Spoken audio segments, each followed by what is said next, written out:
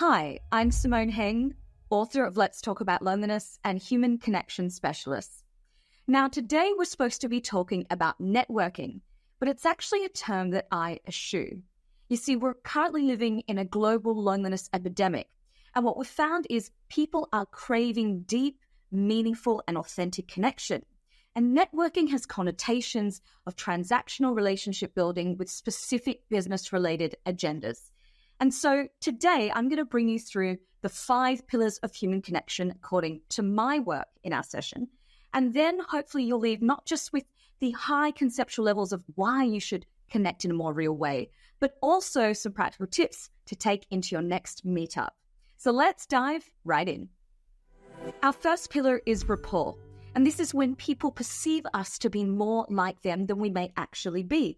And it goes back into our days connecting in tribes. Now, in this small group nomadic lifestyle that we lived, our safety and survival was dependent on living in numbers and cooperating with mutual care. And so you see everyone in that tribe looked like us, sounded like us, moved their body like us, and had the same interests as us. And in today's world where we are global, we're connecting across time zones and modalities and cultures, we can still use this powerful wiring in us to connect. So here are 3 pillars of rapport that might help you. When you're out and you're looking to build rapport and trust with new connections, 1, talk to them about the things they like to talk about first. And you can do this by listening, and they'll drop clues, or they may be wearing clothes or different sort of markers that might give you conversation points, like a sporting t-shirt from your favorite sporting team that you enjoy mutually. The next thing is to speak to people like they speak to you. They may phenotypically look different than you, but maybe you might speak the same second language as their first language. So you can switch into that and add different words, closing that connection gap, bringing you closer together. If you don't speak a second language, maybe you can match them in speed, tone, pace, pitch, and volume, all communicating that you're more alike than they may first perceive.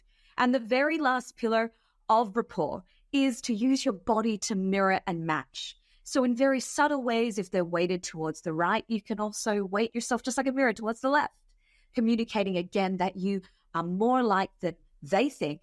You could be from that same ancestral tribe simply by the commonalities that you subtly exude.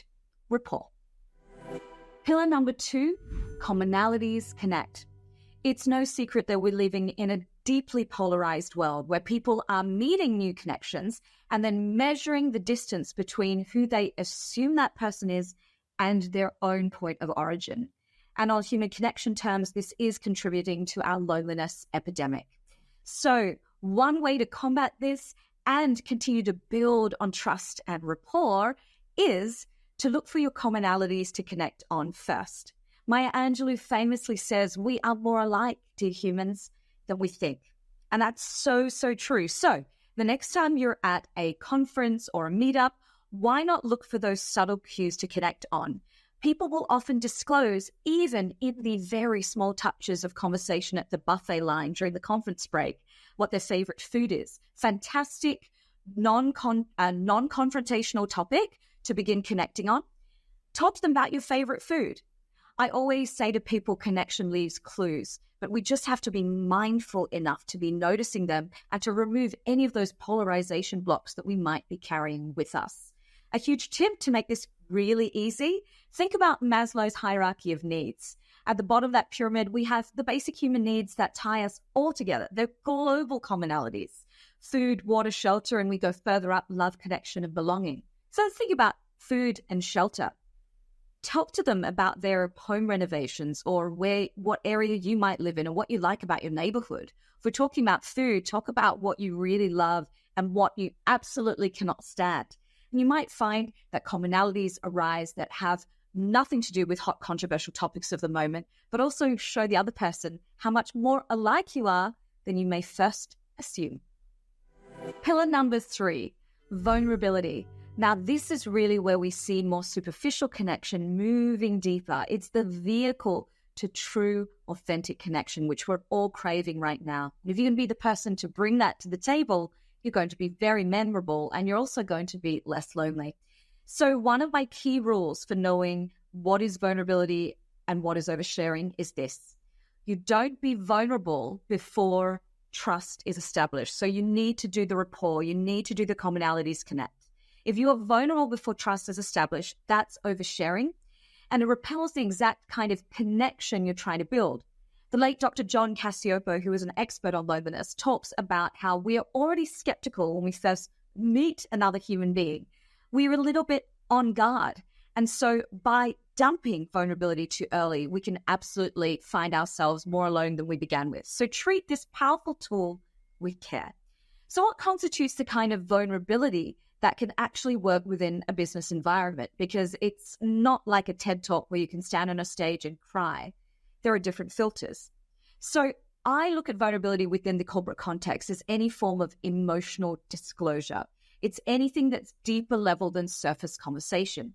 So maybe it's as simple as saying you're struggling on a work project right now.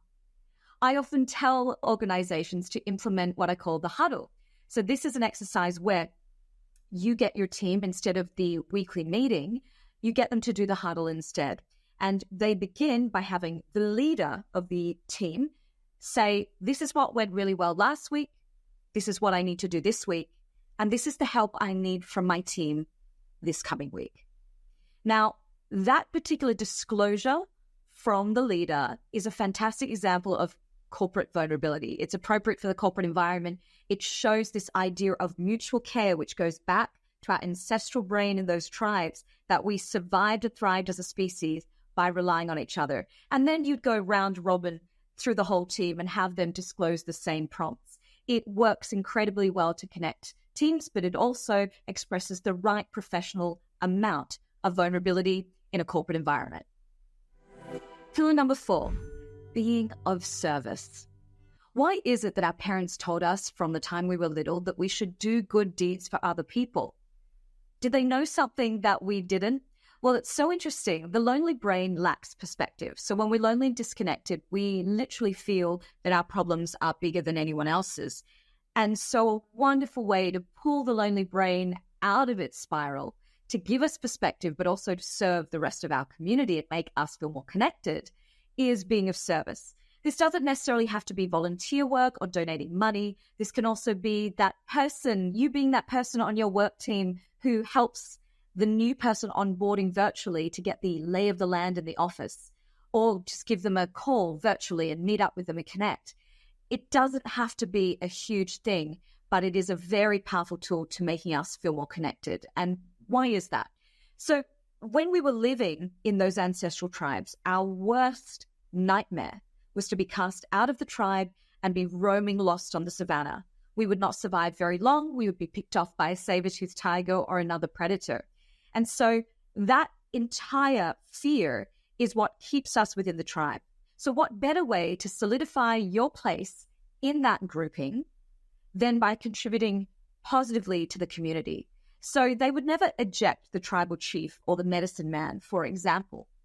So what you can do to make yourself feel more socially connected, to get a drop of those feel-good hormones of oxytocin and dopamine, is to do good things beyond your immediate family for no other reason than just to do good things without an agenda, okay? No quid pro quo.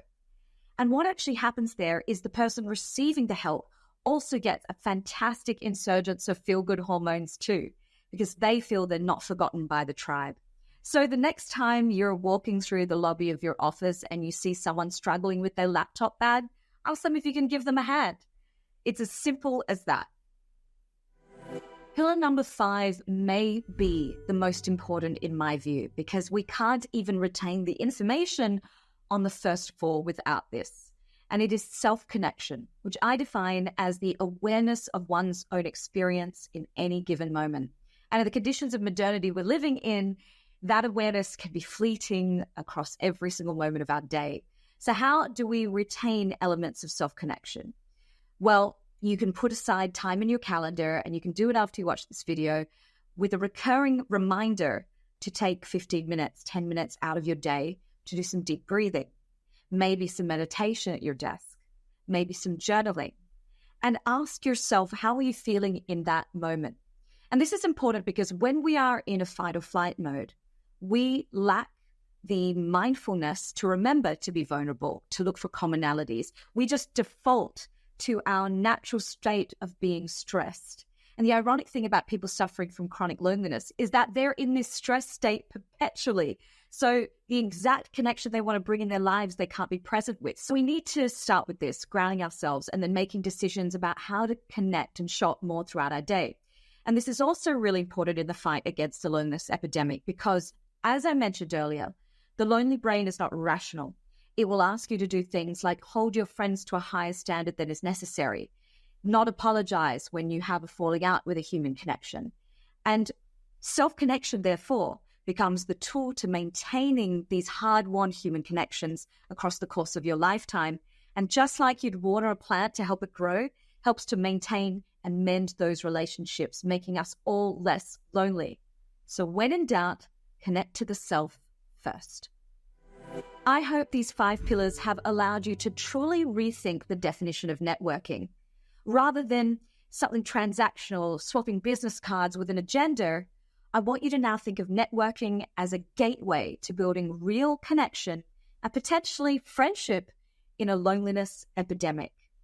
I want to thank our friends from Singapore Global Network for making it possible for me to bring you some value this session.